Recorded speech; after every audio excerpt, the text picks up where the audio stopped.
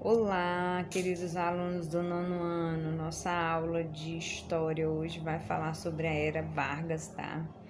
Da página 52 até a 61. Esse capítulo será dividido em duas aulas. Essa primeira que a gente vai falar sobre o governo provisório e o governo constitucional. Então, a gente vai ver o que era a Era Vargas, tá? Que foi o período da história do Brasil, na qual Getúlio Vargas assumiu a presidência, tá? Então, é um conteúdo muito bom, então fiquem ligados. Eu espero que vocês estejam bem, se cuidando, façam a leitura do livro, mandem as atividades, tá bom? Então, vamos nossa aula de hoje. Bons estudos. Do café com leite, políticos de São Paulo e de Minas Gerais se alternavam na presidência da República. Esses políticos usavam a influência política que eles tinham para conseguir votos para quem eles decidissem apoiar. Nas eleições de 1930, no entanto, Washington Luiz, o presidente do Brasil naquele momento, era do Rio de Janeiro, mas havia feito toda a sua carreira política em São Paulo e, portanto, deveria apoiar um candidato mineiro. Porém, ele apoia o candidato paulista Júlio Prestes, rompendo com a política do café com leite. Washington Luiz, possivelmente, pretendia dar continuidade à sua política financeira, indicando outro paulista. As elites mineiras e os líderes políticos, ressentidos com essa atitude, decidiram apoiar a candidatura do gaúcho Getúlio Vargas e seu vice paraibano João Pessoa, formando a Aliança Liberal, que unia força das oligarquias de Minas Gerais, Rio Grande do Sul e da Paraíba. Nas eleições, Júlio Prestes saiu vencedor. Os políticos mais tradicionais da Aliança Liberal aceitaram a vitória e se colocaram à disposição para contribuir com o novo governo, enquanto que os políticos mais jovens pensavam em uma revolução para se chegar ao poder. Em 26 de julho de 1930, João Pessoa é assassinado, devido a disputas políticas do próprio estado da Paraíba. Mesmo que sua morte não tivesse relação com as eleições, o clima político do momento fez parecer que sim. Por exemplo, se pensava no possível envolvimento de Washington Luiz e Júlio Prestes ou de seus apoiadores no assassinato. A morte de João Pessoa causou grande comoção nacional, e a Aliança Liberal aproveitou para explorar politicamente esse acontecimento, usando-o como pretexto para iniciar uma revolução. Dessa forma, em outubro de 1930, a Aliança Liberal dá início ao movimento armado conhecido como Revolução de 30, com o objetivo de tirar Washington Luiz do poder e impedir a posse de Júlio Prestes.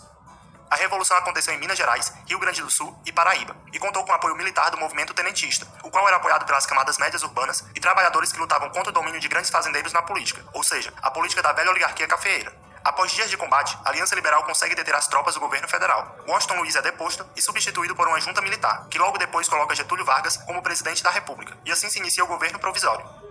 Governo provisório. Ao chegar ao poder, Getúlio Vargas fechou o Congresso e as Assembleias Legislativas Municipais e Estaduais, até que fosse eleita uma Assembleia Constituinte, que ficaria responsável por elaborar a nova Constituição para o Brasil. Vargas passou a assumir poderes do Executivo e do Legislativo, governando através de decretos-leis, centralizando o poder em torno de si. As medidas centralizadoras de Vargas serviram para intermediar os interesses de grupos distintos nas regiões. Uma medida importante tomada por Vargas foi a criação do Ministério do Trabalho. Através dele foi implementado o corporativismo, ou seja, o Estado mediaria as relações entre patrões e funcionários, através dos sindicatos, os quais seriam controlados pelo Estado. Importantes leis trabalhistas também foram implementadas, como a jornada de 8 horas diárias, férias remuneradas, salário mínimo e a regulamentação do trabalho infantil e feminino. No governo provisório, Vargas também substituiu os governadores por interventores, que eram em sua maioria membros do tenentismo e que tinham a confiança de Vargas. O interventor escolhido para São Paulo foi João Alberto, um militar do Rio de Janeiro. Essa escolha desagradou bastante a oligarquia paulista, que desejava um interventor civil e paulista. Vargas atendeu o pedido dos paulistas, escolhendo Laudo de Camargo como interventor. Mas com pouca autonomia para governar, ele acabou renunciando. Para substituí-lo foi escolhido Manuel Rabelo, um militar do Rio de Janeiro. Após a Revolução de 30, uma parte dos membros do movimento tenentista partiu em apoio ao comunismo e outra parte em apoio ao fascismo, devido à pobreza teórica e à falta de uma ideologia bem definida dentro do movimento. A divisão do tenentismo em alas de esquerda e de direita e o fortalecimento do poder de Vargas fez com que o movimento praticamente desaparecesse. Devido à crise de 1929, as exportações do café haviam diminuído bastante. Vargas, sabendo da importância do café para a economia brasileira, decide que o governo iria comprar e estocar o café. Porém, a produção mundial de café também estava aumentando, pois outros países também começaram a produzir. A solução encontrada pelo governo foi de queimar os estoques de café. Dessa forma, a oferta era reduzida e sustentava os preços. Isso beneficiou a economia brasileira a curto prazo.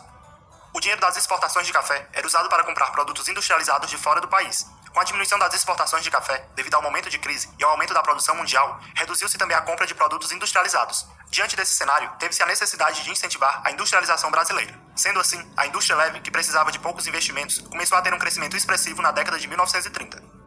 Em São Paulo, o Partido Democrático havia apoiado a Revolução de 30, mas estava insatisfeito com o governo de Vargas devido aos interventores escolhidos para São Paulo. Sendo assim, após a nomeação de Manuel Rabelo, o Partido Democrático se alia com o Partido Republicano Paulista, formando a Frente Única Paulista, a qual reivindicava a autonomia para São Paulo, já que essa autonomia tinha sido perdida com a escolha de interventores militares e não paulistas. A Frente Única Paulista também exigia a reconstitucionalização do país, ou seja, a volta da democracia com a elaboração de uma Constituição.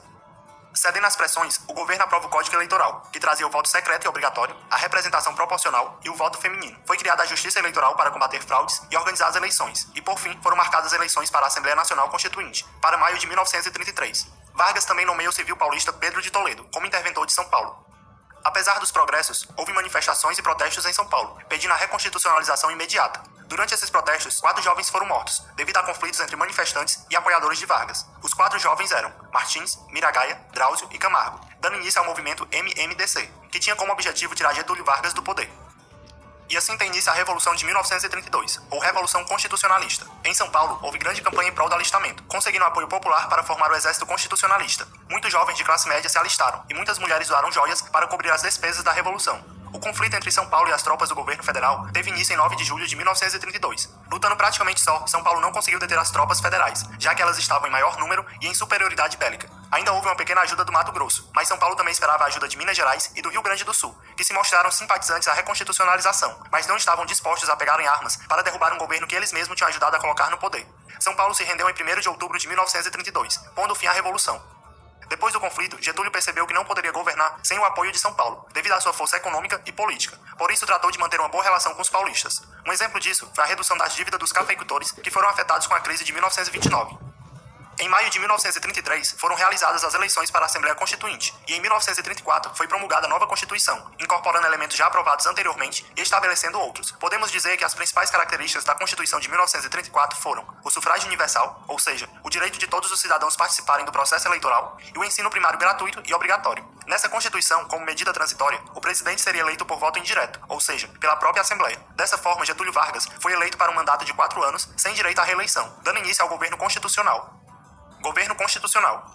No Brasil, sob a influência do cenário político internacional, muitos grupos começaram a simpatizar pelo fascismo, nazismo e comunismo, surgindo uma grande polarização política entre direita e esquerda. A União Soviética vinha se mostrando imune à crise de 1929, e a Itália e a Alemanha apresentavam o fascismo e o nazismo como uma alternativa ao capitalismo e ao comunismo. Foi nesse contexto que surgiu em 1932 a Ação Integralista Brasileira, AIB. Inspirados no nazifascismo, eles se caracterizavam por serem nacionalistas e adotarem princípios religiosos. Os integralistas repudiavam a democracia liberal e acreditavam que somente um governo autoritário e liderado por um líder carismático é que seria capaz de levar o país ao progresso. Eles tinham como lema Deus, Pátria e Família. Usavam camisas verdes, saudavam-se erguendo a mão, dizendo Anauê, palavra de origem tupi que significa você é meu irmão. Utilizavam sigma como símbolo, que na matemática representa o somatório de valores, indicando que através da união dos indivíduos e da família se garantiria a integração da sociedade. Seu principal líder era Plínio Salgado. Seus pensamentos políticos eram semelhantes à política adotada por Vargas. Portanto, eles apoiavam Vargas em muitas ocasiões, como forma de conseguir alguma retribuição para chegar ao poder. Como forma de combater o fascismo, surgiu em 1935 a Ação Nacional Libertadora, ANL. Eles pretendiam reunir partidos e movimentos sociais de esquerda. Era formada principalmente por comunistas, mas havia apoiadores de várias classes sociais e convicções políticas. O apoio à ANL estava mais presente dentro das forças armadas do que no movimento operário. A ANL defendia a democracia, a reforma agrária, a suspensão do pagamento da dívida externa, a nacionalização de empresas estrangeiras e queria um governo popular. A ANL tinha como presidente de honra o comunista Luiz Carlos Prestes, e também era apoiada pelo Partido Comunista Brasileiro, PCB. Em um manifesto em apoio à ANL, Prestes terminou seu discurso dizendo: todo poder à ação nacional libertadora. Essa frase foi vista como uma ameaça à ordem política e social, colocando em risco a segurança do Estado, fazendo com que a ANL fosse colocada na ilegalidade. Devido a isso, em 23 de novembro de 1935, se iniciaram rebeliões nos quartéis com o objetivo de derrubar o governo de Vargas e implantar o comunismo no Brasil. Essas rebeliões tiveram apoio da Internacional Comunista, órgão que coordenava e patrocinava movimentos revolucionários socialistas. Essas rebeliões visando derrubar o governo de Vargas aconteceram principalmente em Natal, Recife e Rio de Janeiro, mas devido à falta de organização foram rapidamente combatidas pelas forças federais. Essa tentativa de implantar o comunismo no Brasil ficou conhecida pejorativamente como intentona comunista. Então, turma, nossa aula é essa. Então, na próxima aula a gente vai falar sobre o governo ditatorial e o Estado Novo, tá? Então, fiquem com Deus, façam a leitura, façam a atividade, envie para o meu WhatsApp. Qualquer dúvida, eu estou aqui para ajudar vocês. Bons estudos!